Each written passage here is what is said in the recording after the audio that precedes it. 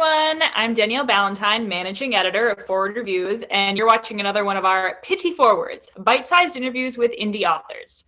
Today, we're talking with Danielle Higley about her book, The Stories Behind the Stories, the remarkable true tales behind your favorite kids' books.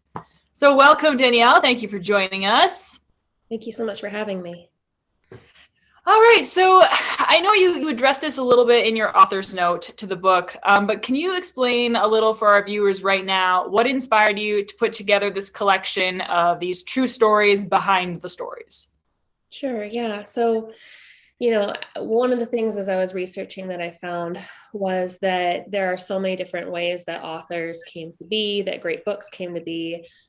Beatrix Potter, who wrote The Tales of Peter Rabbit, was self-published first.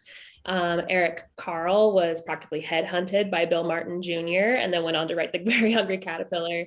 And Christopher Paul Curtis and Mildred D. Taylor both entered contests before a publisher, recognized them. And then, of course, they both went on to win the Newbery, which is kind of cool. So I think that was kind of a relief for me to hear, because the way that I ended up writing this book was sort of similar to Joanna Cole and Bruce Deegan, who are the creators of the Magic School Bus series, in that the publisher reached out to me and had this idea for a book that would be the stories behind all these great children's books. And said, do you want to write it? And I said, sure. Yeah. I mean, who wouldn't want to jump at that chance? So, it was actually their concept and I'm the one who got to execute it, which was really amazing. And it was a really great fit for me because I'm an English literature major. I minored in history and journalism. So research is kind of my thing. And I love children's books and especially love the stories behind how they came to be. So it just ended up being really great. And I was also really lucky that they were also pretty hands-off and let me kind of just run with the concept and propose all the different stories that were going to be in it. We did a little bit of back and forth on some of them as far as like what the story was that we wanted to tell about the story behind the story, because there are so many different pieces that go into a book's backstory. But it was a really incredible experience and I feel very lucky to have worked on it. Yeah, so while you were doing all of that research, like in the process of this book, what true story that you came across surprised you the most? Honestly, there were quite a few that surprised me.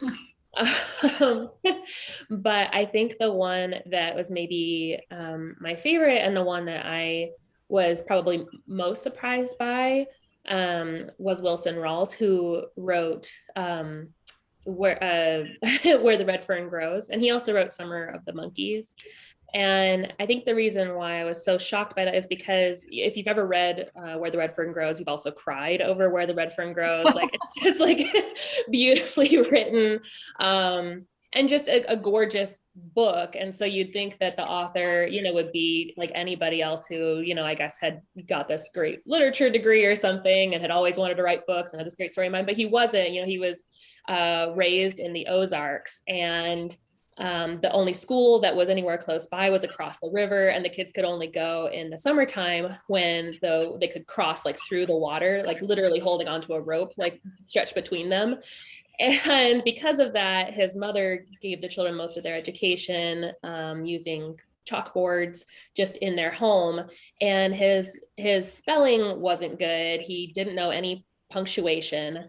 But he found that because he really loved this book, The Call of the Wild, that he also wanted to write.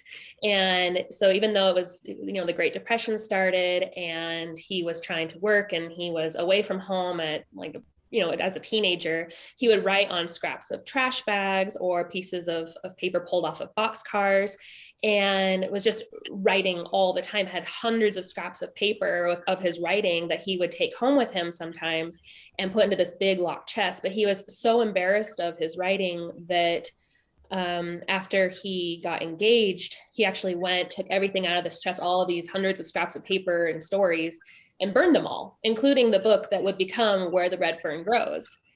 And that is just so wild to me, especially now when I know and am, one of those writers who just wants their book to be published, who wants to be, write something great that's going to be recognized. And here's this person who ended up writing one of the most beautiful books ever written and didn't want anybody to see it because he was so embarrassed of it. And when he didn't know, he didn't understand punctuation to the point that instead of putting periods and commas, he wrote dashes. And anyway, so he told his wife what he had done. And this is the only reason that the Red Fern Grows exist today. She told him, well, you have to rewrite it. I just want to see it. So he did. In 6 weeks, he rewrote the entire book. She was like, this is great. It's too short. It was like 30,000 words. He's like, you got to make it longer. He rewrote it again by hand to 80,000 words. Then she went through, typed it all up, added in all the punctuation, all the correct spelling. And it's just, I think that was just so wild to me. And one of the things that was really interesting about that one is that, unlike, Dr. Seuss or Eric Carle, there's not a ton of resources out there about his story, but you can listen to it from his own words in a 5-part YouTube series. That's really cool by, I think Jim Trelesi put it out there. And anyway, it's really interesting. You should listen to it in his own words because it is just mind-boggling, his life and how that book came to be. Wow, that's insane. There are so many stories like that. Well, maybe not quite like that, but there are so many interesting stories within your book. But what is maybe a story that you came across that you found really interesting that didn't quite make it into the final cut? Oh, man. So there were a few of those too. We were originally going to have the Golden Compass. We were also supposed to have the Hunger Games. And some of the problems that we kind of came across was this sort of like book within a book, having to, to describe how this came to be, because like for the Golden Compass, Philip Pullman has said that one of his biggest inspirations was Paradise Lost, which was written by John Milton. And I've only read Paradise Lost because it was like one of the required readings in college. And so to anybody else, me trying to explain like the parallels between Paradise Lost and the Golden Compass just wouldn't have been interesting. And I think that was why the publisher was like, I don't know about this one. And then there was just like these darker ones. Like I wrote, I think like 3 different versions of Peter Pan. And it was, the first version was so morbid, and I'm so glad it did not make it into this book, because after like meeting some of the children who are reading this with their parents, I was like, oh, I'm so glad that a 4-year-old is not hearing this. But I think for your listeners, one of the interesting morbid facts about that one was that the creator, J.M. Barrie, was just surrounded by death. And that was really interesting to me.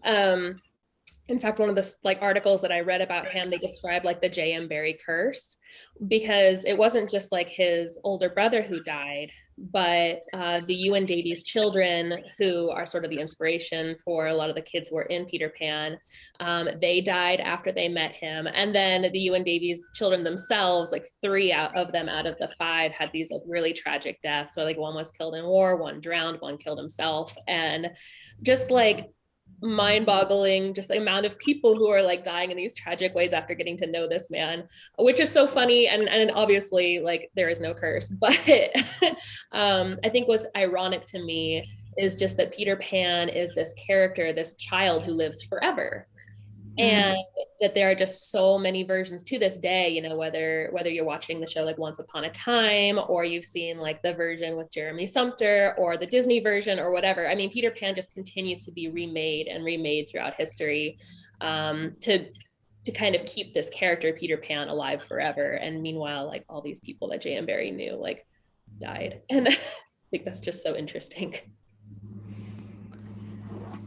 So obviously this project has come to a close for you, but are you working on anything new that you want to talk to us about, or any upcoming events we can tune in and see you at? So I'm currently just working on some of my own, writing, kind of querying out to agents, sort of the usual author thing. And then I've been talking to the local libraries near me about doing some events in the spring, just because of COVID. They're not doing anything in person right now. So I'll hopefully get to do some stuff with them when we can do something outside. So I'm looking forward to that. Okay, well, thank you so much for virtually sitting down with us, and we look forward to whatever comes next from you. Thank you so much for having me. I really appreciate it.